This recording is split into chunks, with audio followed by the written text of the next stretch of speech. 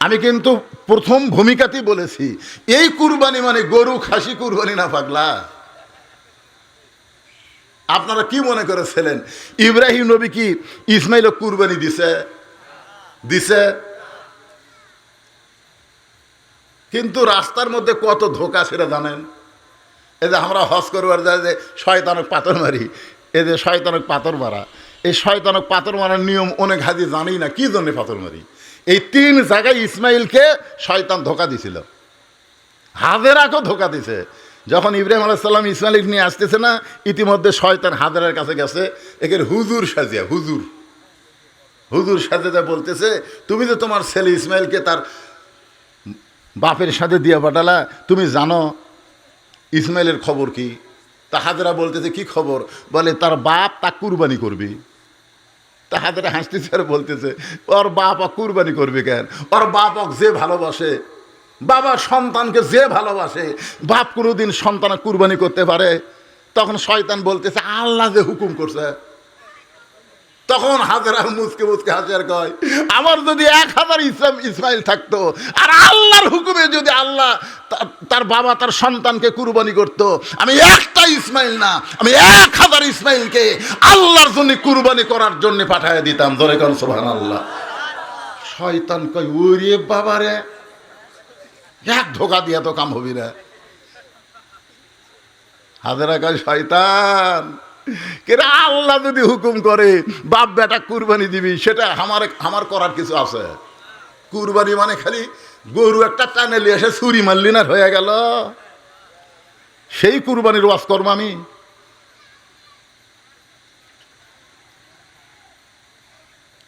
আপনি দিবার না পারেন কুরবানির ওয়াজ শোনেন, তারপরে বেঁচা থাকা মরে যাওয়া, কি শুনবেন না?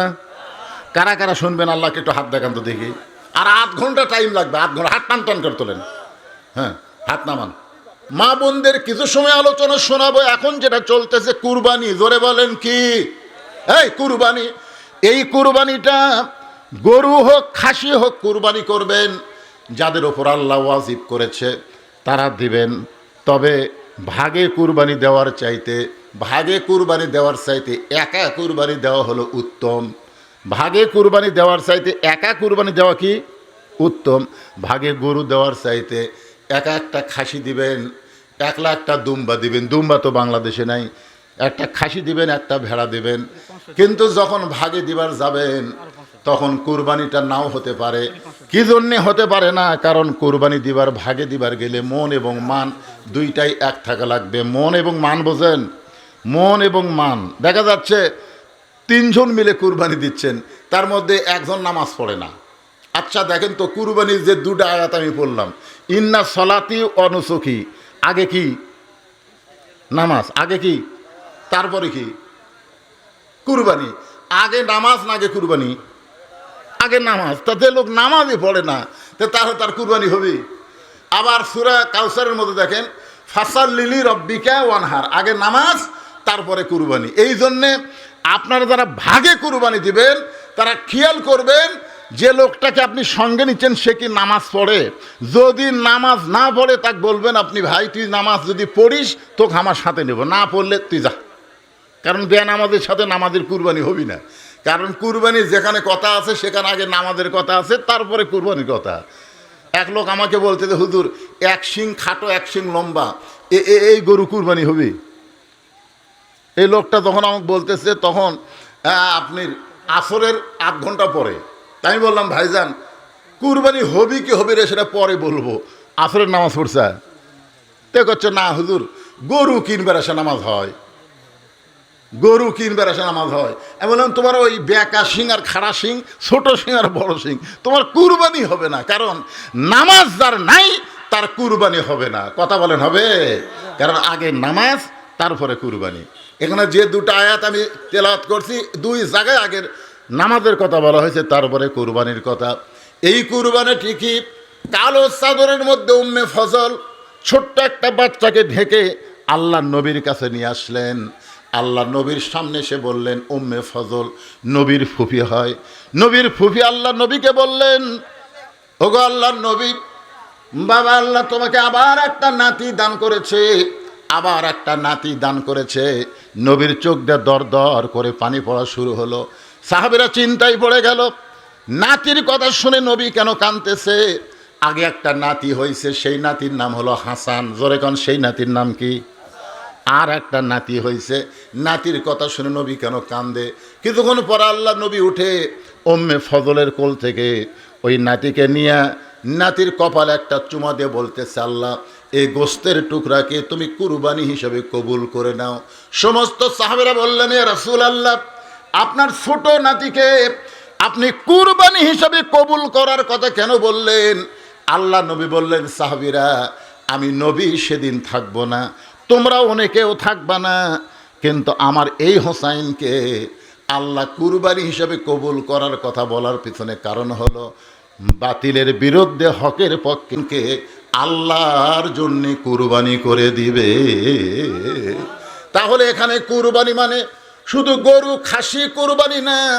কুরবানির শব্দের অর্থ হলো আমার ভিতরের অহমিকা, আমার ভিতরের অহংকার, আমার ভিতরের সব কিছু চুরমার করে দিয়ে আল্লাহকে খুশি করার জন্যে কুরবানি হওয়া লাগবে। ইসমাইল কি বলেছিল যখন শয়তান ধোকা দিল? কে রে ইসমাইল, এই তোর বাবা তোকে কোথায় নিয়ে যাবে? ইসমাইল বলতেছে, বাবা আমাকে বেড়াতে নিয়ে যাচ্ছে। শয়তান বলতেছে, তুই জানিস না পাগলা, তোর বাবা তোকে কুরবানি করবি। তখন থুতু থুতু থুতু দিছে। ওই জায়গায় একটা পিলার খাড়া করে তোছে, ওখানে আমরা পাথর মারি শয়তানক। ইসমাইল আলাইহিস সালাম কি দিছে? কথা কয় না, থুতু দিছে। আর আমরা কি মারি? পাথর মারি। কিছু দূর যাওয়ার পরে শয়তান বলে, রে ইসমাইল, আমার কথা বিশ্বাস করলি না? তোর বাবা তোকে কুরবানি করবে। ইসমাইল বলতেছে, শয়তান, তুই আসলে শয়তান। বাবার বিরুদ্ধে সন্তানের কাছে যারা বলে তারা হলো শয়তান। জোরে কন, তারা কি? বাবার বিরুদ্ধে সন্তানের কাছে যারা বলে তারা কি? জোরে কন। আপনার বউ যদি আপনার বাবার বিরুদ্ধে বলে তাহলে আর কথা কয় না। আপনার বউ আপনার বাপের বিরুদ্ধে কোনোদিনও কয় না। যারকে বাপ বেঁচে আছে দেখবেন অধিকাংশ বউ বাপ মায়ের বিরুদ্ধে কথা বলে, ছেলে খালি শোনে, বারে কিছুই কয় না। আচ্ছা, আপনার বাপ মায়ের বিরুদ্ধে আপনার কাছে কিছুই বলতেছে না, আপনি কিছু না করতে পারলে থু, ওর মুখ থুতে মারবেন। জোরে কোন, কি মারবেন? ইসমাইল আলাইহিস সালাম কি মারছে? কে রে, আমার বাপের বিরুদ্ধে তুই আমার কাছে কথা বলিস? আমার বাবা মা যে দয়া করে, আর তুই বলিস আমার বাপ মা কুরবানি করবি? থু। আপনার বউ যদি কোনোদিন আপনার বাপ মায়ের বিরুদ্ধে কথা বলে, তখন আপনি বলবেন, যেই বাবা নিজে না খায়া আমাকে খাওয়া বড় করছে, যেই মা সারা জায়গা জায়গায় আমি অসুস্থ ছিলাম আমাকে সুস্থতার জন্য কাঁদছে, দোয়া করছে, যেই বাপ মা এত কিছু ত্যাগ স্বীকার করে আমাকে বড় করলো, আর তুই আমার বউ হইয়া ঘরতে সে আমার বাপ মায়ের বিরুদ্ধে আমার কাছে কথা বলিস? থু। খালি একবার থুতা মারলে ওই জীবনে আর বাপ মায়ের বিরুদ্ধে কথা কবি? কথা কর না কেন, কথা কর না কেন? তে দ্বিতীয় জায়গা থুতা মারছে। শয়তান কয়, লাস্ট চেষ্টা করি। 3টা জায়গাত কিন্তু পাথর মারা লাগে, যারা হজ করে তারা জানে। এখন শয়তান বলে, ইসমাইল, আমার কথা বিশ্বাস করলি না রে? তোর বাবা কিন্তু তোকে জব করবে, কুরবানি করবে। সঙ্গে সঙ্গে ইসমাইল আবার থুতু মারে। ইব্রাহিম নবী অনেক দূরে গেছে। ইসমাইল, কি খবর বাবা? আমার সাথে সাথে আস্তে আস্তে তুমি পিছনে বললা কেন? ইসমাইল বলতেছে, আব্বা আমাকে শয়তান ধরছে, এই শয়তানের টানানোর জন্যই দেরি হচ্ছে। বলে, তোমাকে শয়তান ধরছে কেমনে বুঝলে? তো আপনি বলে আমাকে জব করবেন কোন? তো এটা একটা কথা হলো? বাপ কোনোদিন বেটাকে জব করার পারে? এই খালি আমাকে ধোকা দেয়, অক মারতেছি থুতু, ওই আর পাত ছাড়তেছে না। ইব্রাহিম নবী এসে ইসমাইলকে বুকের মধ্যে চেপে ধরে বলতেছে, বাবা, শয়তান যা বলেছে সত্য বলেছে। আসলে আমি তোমাকে কুরবানি করার জন্য নিয়ে যাচ্ছি। ইসমাইল চোখের পানি বের করে বলে, বাবা, দুনিয়ার কোনো বাবা কি পারবে তার সন্তানকে কুরবানি করতে, জব করতে? দুনিয়ার কোনো বাবা পারবে না। আপনি কেমন বাবা? আপনি আমাকে কুরবানি করবেন, জব করবেন? ইব্রাহিম বলতেছে আমার জন্যে নয়, আল্লাহ তাআলাকে খুশি করার জন্যে তোমাকে কুরবানি করব। ইসমাইল বলে বাবা, আপনি যদি আল্লাহকে খুশি করার জন্যে কুরবানি করতে পারেন, আমি আল্লাহকে খুশি করার জন্য কুরবানি হতে রাজি হয়ে গেলাম। এটা দানের স্লিপ না ফতুয়ার স্লিপ বাবা? আগে দেখা লাগবে রে। ফতুয়ার স্লিপ এবং ওয়াস্তা আমি করতেছি। চোরের সাথে কুরবানি হবে কি? সুদখোরের সাথে কুরবানি হবে? তো এইগুলা তো বলতেছি, এগুলো বলতেছি না। কুরবানির ওয়াজ কি শেষ? নামাজ শেষ। নামাজ কি? ওয়াজ শেষ। কুরবানিটা চলতেছে, এর মধ্যে বাঁচা থাকা, তারপরে মরে যাওয়া। এই চারটা বিষয় ওয়াজ কর্ম ওয়াদা দেয়নি। আপনি কি মনে করতেছেন এই এলাকাতে এই বছর আর ওয়াজ হবে? ভাল লাগতেছে না, তাও বসে থাকেন। এই বছরের শেষ ওয়াজ, এই টাইমে ওয়াজ হয় জ্যৈষ্ঠ মাসে। না না, চিন্তা করে দেখেন, আল্লাহ কবুল করছে, আসমান ভালো রাখছে। আপনারা একটু শোনেন চারটা বিষয়, দুটা তো চলতেছে, পরের দুটা একটু তার এখানে কোনো ফতুয়ার স্লিপ দিয়েন না। আমি সব বিষয় আলোচনা করতেছি। এটি বিবি জোবাইদার গলার হাড়ের কাহিনী। ও মহিলা প্যানেল জোবাইদার হাড়ের কাহিনী ক্যাসেট শুনলে, ক্যাসেট শুনলে হবে, ক্যাসেট আছে। এখানে যে দানের স্লিপ দিয়েছেন, অনেকগুলো দান করছে। মিজানুর রহমান 1000 টাকা দান করছে। তারপরে দুলাল হোসেন 1000 টাকা দান করছে। তারপরে মেম্বার আব্দুর রহমান সাহেব 1000 টাকা দান করছে। মঞ্জু 1000 টাকা দান করছে। এগুলো সব 1000-এর প্যাট। আব্দুর রশিদ 1000 টাকা দান করছে। শরীফুল ইসলাম 1000 টাকা দান করছে। ডাক্তার কবির 1500 টাকা দান করছে।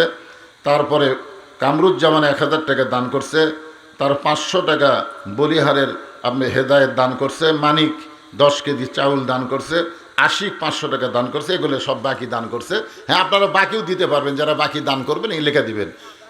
হ্যাঁ, বাকি দিবেন, লগত দিবেন, যেটা পারেন। আলোচনা শোনেন।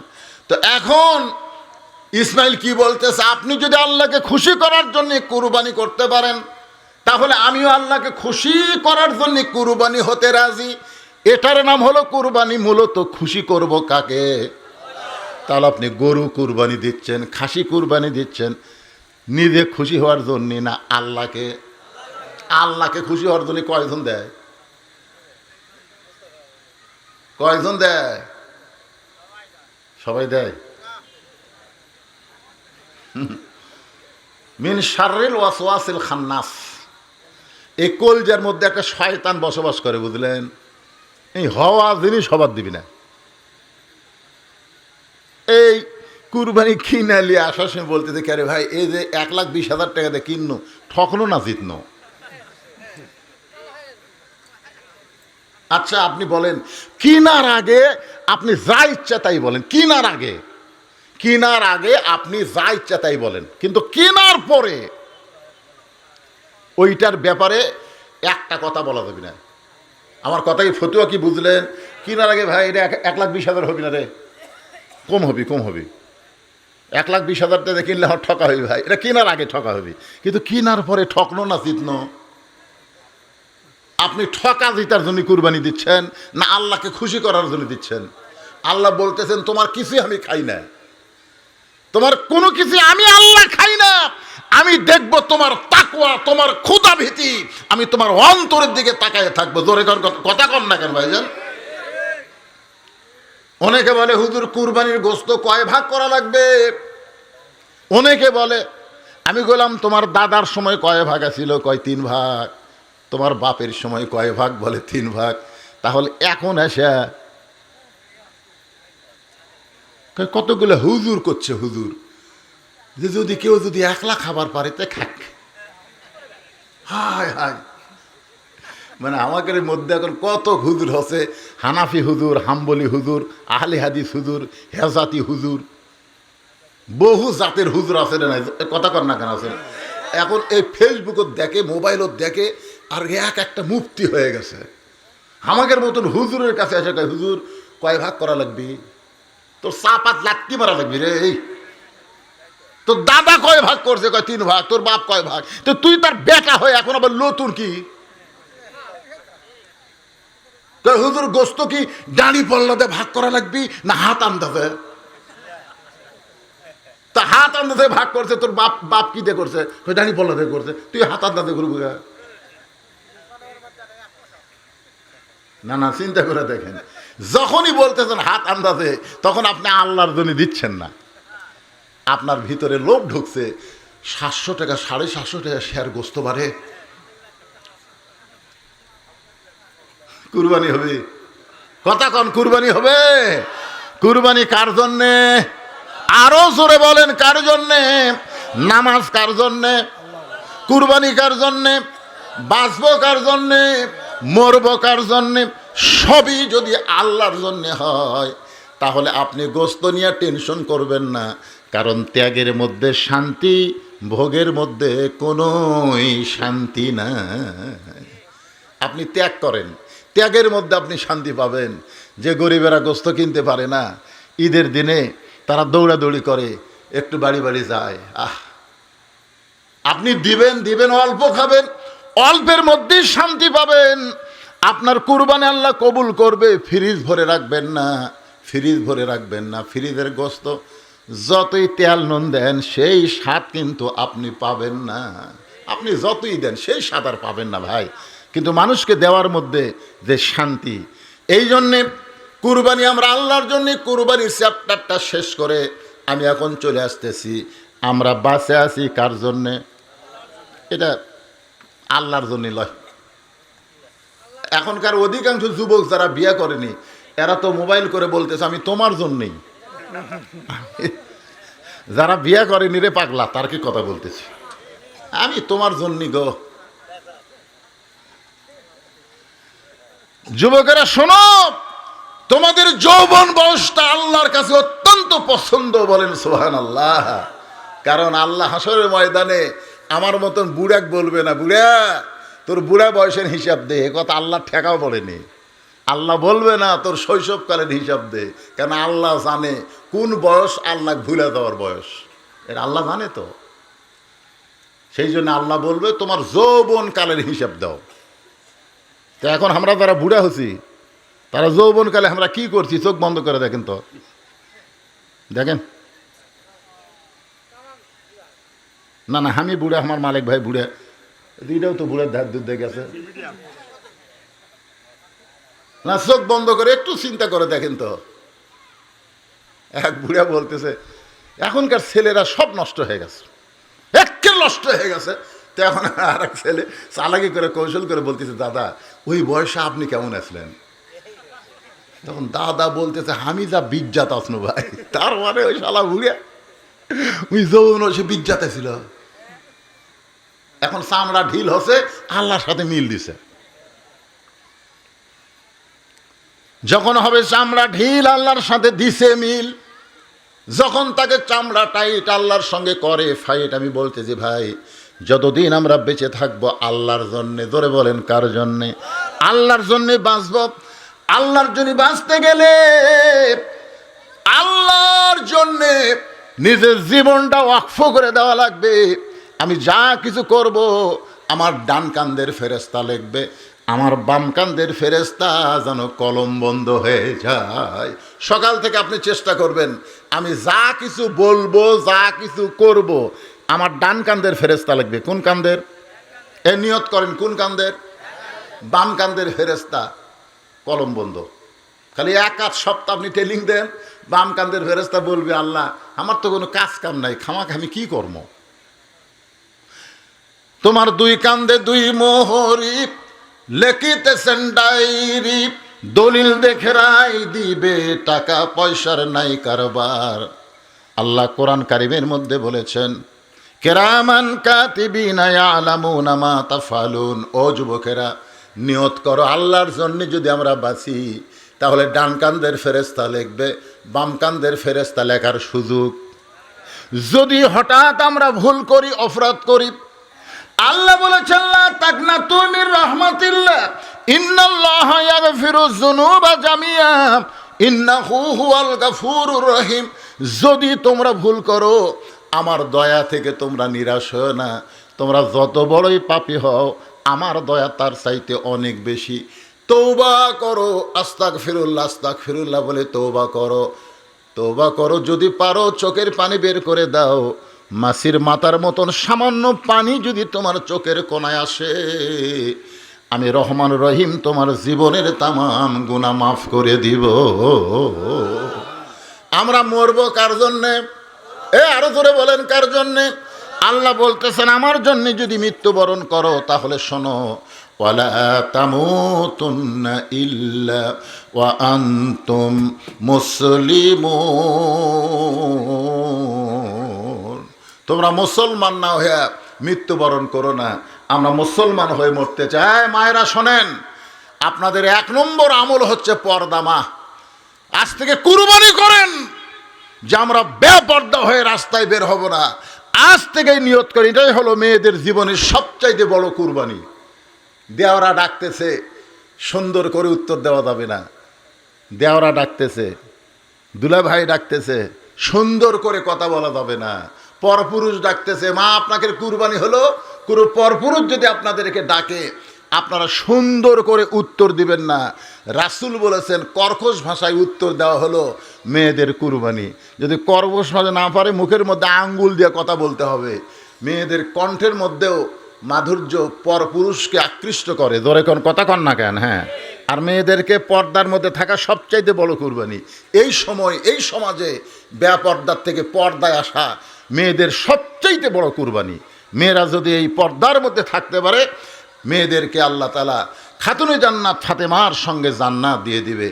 আল্লাহ তাআলা আজকের আলোচনা বক্তা এবং শ্রোতা সকলের জন্য কবুল করুক।